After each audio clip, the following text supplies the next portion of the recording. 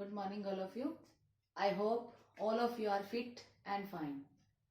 हमने संस्कृत में पाठ 11 ये कंप्लीट कर लिया था। आज हम शुरू करते हैं पाठ 12। पाठ 12 जो कि जिसका शीर्षक है गीता ज्ञानम। तो गीता के बारे में, अब गीता किसी का नाम नहीं है। गीता जो एक हमारा ग्रंथ है, हिंदू धर्म का जो ग्रंथ है, भारतीय संस्कृति का महत्वपूर्ण ग्रंथ है, उसके बारे में आज हम बात करेंगे। तो गीता के बारे में सबसे पहले बात करते हैं कि आप सभी गीता के बारे में क्या जानते हैं। गीता भारतीय संस्कृति का महत्वपूर्ण ग्रंथ है।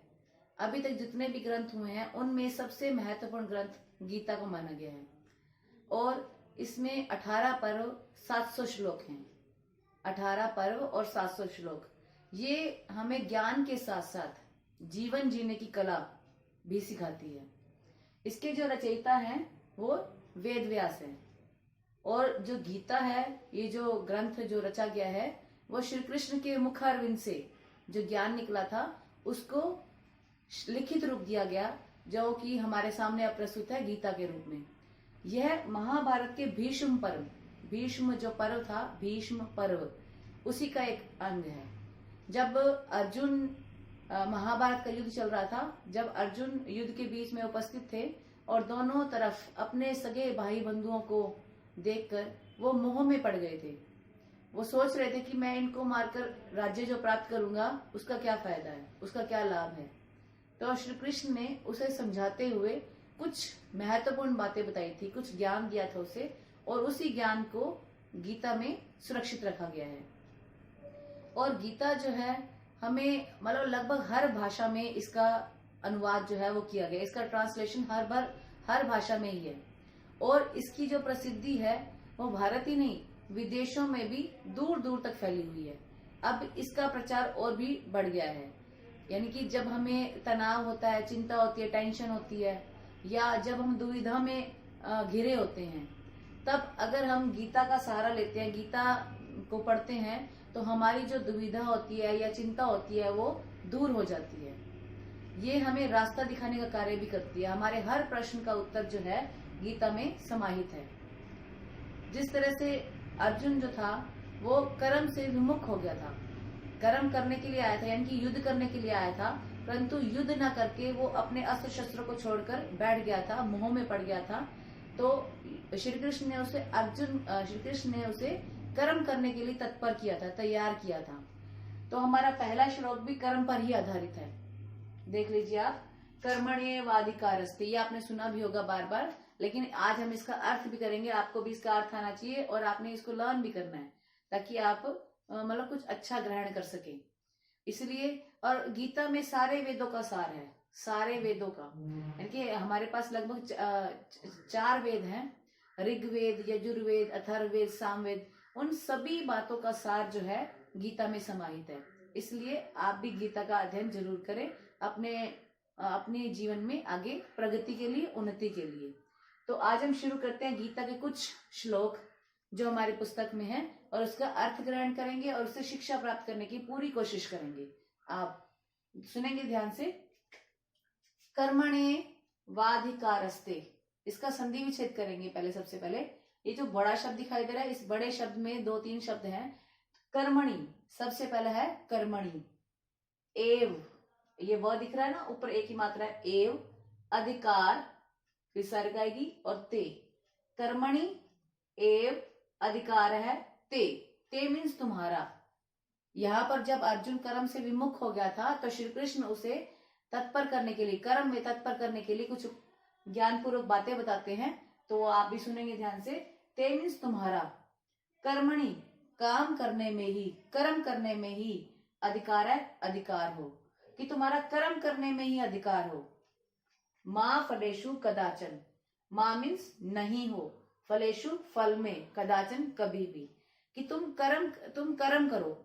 इन शॉर्ट हम ये कहेंगे, तुम कर्म करो, फल की इच्छा मत करो। लेकिन अनुवाद होगा, तुम्हारा कर्म करने में अधिकार होना चाहिए, फल में नहीं, कि उससे जो हमें फल प्राप्त होगा उसकी तुम्हें चिंता नहीं करनी, उसके बारे में नहीं सोचना है। तुम्हें केवल कर्म करना है, कि तुम्हारा कर्म करने में अधिकार होना चाहिए, फल में कभी भी नहीं। माँ कर्म फल हेतुर्भु, माँ मत बनो, कर्म फल, कर्म का फल हेतु चाहने वाले, भू मीन्स बनो। माँ, ये वाला जो माँ शब्द है वो इसके लिए है, इस आगे वाले जो पदबंध दिया गया है ये माँ इसके लिए है कि कर्म का फल चाहने वाले मत बनो, कि अगर आपने कोई कर्म करना है तो उसके फल की इच्छा रखकर मत करो। कर्म का फल चाहने वाले मत बनो। माँ ते संगो अस्तु एव कर्मणि, इसका भी संधि विच्छेद करेंगे। माँ ते संगे अस्तु एव अकर्मणि, कर्मणि होता है कर्म करने में, अकर्मणि मीन्स कार्य ना करने में। माँ मीन्स नहीं हो, ते मीन्स तुम्हारा, संज्ञा मीन्स साथ, तुम्हारा साथ नहीं हो। किसमें नहीं हो? अकर्मणि, काम ना करने में, क्योंकि वो कर्म छोड़कर बैठ गया था, मतलब कर्म करने को तैयार नहीं था। तो उसने श्री कृष्ण ने उन्हें ज्ञान दिया था कि तुम्हारा कर्म करने में अधिकार होना चाहिए, फल में कभी भी नहीं। तुम्हारा कर्म करने में अधिकार होना चाहिए, फल में कभी भी नहीं। माँ कर्म फल हेतुर्भु, माँ कर्म फल हेतुर्भु की मतलब कर्म का फल चाहने वाले मत बनो। माँ ते संगो अस्तु अकर्मणि, और ना ही तुम्हारा बुरे कर्मों में साथ हो। कि अर्थात अगर हमें कोई कार्य करना है तो उसके फल की इच्छा को छोड़कर करना है। आपको भी इसी तरह से कि आपको कार्य करना, ये नहीं कि टीचर डांटेगा या माता पिता डांटेंगे, इसलिए आप अपने ज्ञान की प्राप्ति के लिए कर्म करो। और उसके बाद अकर्मणि, बुरे कर्मों में साथ नहीं होना चाहिए। कि अगर कोई व्यक्ति बुरा कार्य कर रहा है तो आपका कर्तव्य बनता है कि आप उसको अच्छे रास्ते पर लेकर चलो, खुद भी चलो और उसको भी लेकर चलो। ये गीता का ज्ञान जो है वो हमें सिखाता है। तो देखेंगे दोबारा से कि तुम्हारा कर्म करने में अधिकार होना चाहिए, फल में कभी भी नहीं। कर्म का फल चाहने वाले मत बनो और ना ही तुम्हारा बुरे कर्मों में साथ हो। दूसरा देखेंगे, योगस्थ कुरु कर्मणि, ये भी कर्म के महत्व के बारे में बताया गया।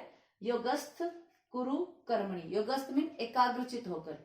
योग अवस्था कैसी अवस्था होती है? योग शब्द दिया गया ना यहाँ पर। योग अवस्था कैसी अवस्था होती है? जिसमें हम एकाग्रचित होकर, ध्यान मग्न होकर कार्य करते हैं। तो कहते हैं कि एकाग्रचित होकर करो। क्या? कर्मणि मीन्स काम, कर्म, कि तुम एकाग्रचित होकर कर्म करो। संगम त्यक्त्वा धनंजय, धनंजय, ये धनंजय शब्द जो है वो अर्जुन के लिए प्रयोग किया गया है। धनंजय शब्द प्रयोग किया गया है अर्जुन के लिए। हे अर्जुन, एकाग्रचित होकर कर्म करो। संगम त्यक्त्वा, संग को छोड़कर। संग क्या होता है? कि मोह को छोड़कर, मोह को छोड़कर एकाग्रचित होकर कार्य करो। सिद्ध्य असिद्ध्यो समभूत्वा समत्व योगम उच्यते। सिद्ध्यो असिद्ध्यो, सिद्धि असिद्धि में समान होकर। सिद्धि का मतलब है कुछ आपको, मतलब उस कर्म के बाद कुछ मिलेगा या नहीं मिलेगा। सिद्धियां वो क्या होती है? तपस्या के बाद मिलने वाला कोई फल होता है, कोई मतलब ज्ञान होता है। तो सिद्धि असिद्धि में समान होकर, समानता को जो प्राप्त करता है वह योग उच्यते, योग कहलाता है। कि योग की अवस्था बताई गई है। योग कब, हम कब योग अवस्था में हो सकते हैं? कि जब हम एकाग्रचित होकर संग को छोड़कर कार्य करते हैं और सिद्धि और असिद्धि को समान मानकर, सिद्धि असिद्धि, सिद्धि असिद्धि को समान मानकर उन दोनों में समानता करके वो अवस्था जो होती है वो हमारी योग कहलाती है। एक बार दोबारा से देख लेंगे। योगस्थ कुरु कर्मणि संगम त्यक्त्वा धनंजय। धनंजय मीन्स हे अर्जुन, हे अर्जुन, मोह छोड़कर एकाग्रचित होकर कर्म करो। क्योंकि मोह उत्पन्न हो गया था उसके मन में अपने बंधु बांधवों को देखकर, परिवार के लोगों को देखकर। तो वो कहते कि हे अर्जुन, मोह को छोड़कर योग एकाग्रचित होकर कर्म करो। सिद्धि असिद्धि में समान होकर जो समानता को प्राप्त करता है उसे योग, वह योग कहलाता है। सिद्धि असिद्धि को समान मानकर जो समानता को प्राप्त कर जाता है वह योग कहलाता है। ठीक है, अगला देखेंगे। तस्मात् असक्त, इसका संधि विच्छेद करेंगे। तस्मात् सक्त सततम कार्यम कर्म समाचर। तो यहाँ पे भी यही दोबारा से उसको संदेश दिया जा रहा है। तस्मात्, इसलिए। असक्त, असक्त का मतलब होता है जिसमें हमें मोह ना हो। सततम कार्यम, सततम मीन्स निरंतर कार्य, कर्म मीन्स कर्म समाचर, समाचार का मतलब अच्छे आचरण युक्त कर्म। असक्तो हय आचरण कर्म परम आपनोति पुरुष है। इसका देखेंगे। असक्तो, अशक्त होकर अशक्त का पालन करते हुए कर्म जो करता है, परम आपनोति पुरुष है, परम आपनोति कि वह स्वर्ग को अच्छे जगह को प्राप्त कर जाता है। तो देखेंगे दोबारा से इसके।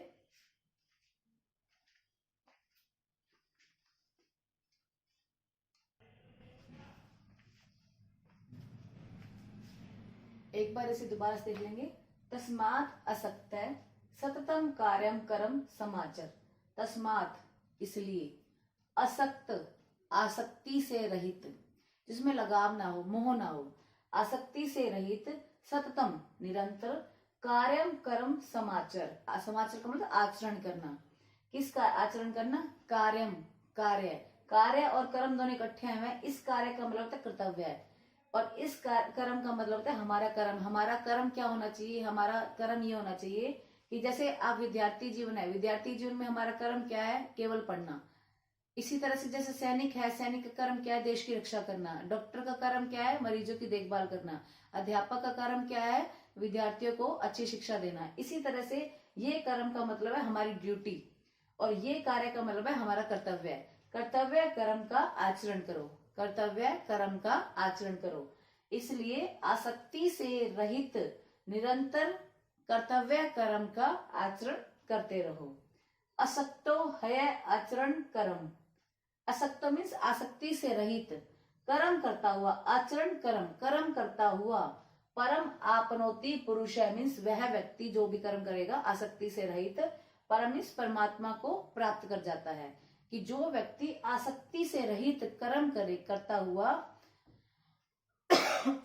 आसक्ति से रहित कर्म करता हुआ मनुष्य परमात्मा को प्राप्त कर जाता है। एक बार दोबारा से देख लेंगे इसे। इसलिए आसक्ति से रहित निरंतर कर्तव्य कर्म का आचरण करो, क्योंकि वो कर्तव्य छोड़कर बैठ गया था। इसलिए आसक्ति से रहित निरंतर कर्तव्य कर्म का आचरण करो। आसक्ति से रहित कर्म करता हुआ मनुष्य परमात्मा को प्राप्त कर जाता है। परम आपनोति, परम मीन्स परमात्मा को, आपनोति में प्राप्त कर जाता है। आसक्ति से रहित कार्य करता हुआ मनुष्य परमात्मा को प्राप्त कर जाता है। अगला देखेंगे, यदा यदा ही धर्मस्य। ये भी आपने बहुत बार सुना हुआ है, लेकिन इसका आज हम हिंदी अनुवाद करेंगे। यदा यदा ही धर्मस्य ग्लानिर भवति भारत। ये भारत शब्द का प्रयोग भारत देश के लिए नहीं है, ये भारत शब्द का प्रयोग किया गया है अर्जुन के लिए कि हे अर्जुन, यदा यदा ये आपके अव्यय है, जब जब, धर्मस्य धर्म की, ग्लानि भवति, ग्लानि मीन्स अपमान, जब जब धर्म का अपमान भवति होता है, हे अर्जुन जब जब धर्म का अपमान होता है, अभ्युत्थानम, अभ्युत्थानम अधर्मस्य, अभ्युत्थानम अधर्मस्य तदा आत्मानम सृजामि अहम। इसका संधि विच्छेद करेंगे, सृजामि अहम। अभ्युत्थानम, अभ्युत्थानम मीन्स उन्नति, अधर्मस्य अधर्म की, कि जब जब धर्म का अपमान होता है अधर्म की उन्नति होती है। ये धर्म नहीं है। अभ्युत्थानम, म में हलंत आएगा और अ वहां से अलग हो जाएगा तो अधर्म बन जाएगा, धर्म नहीं है ये।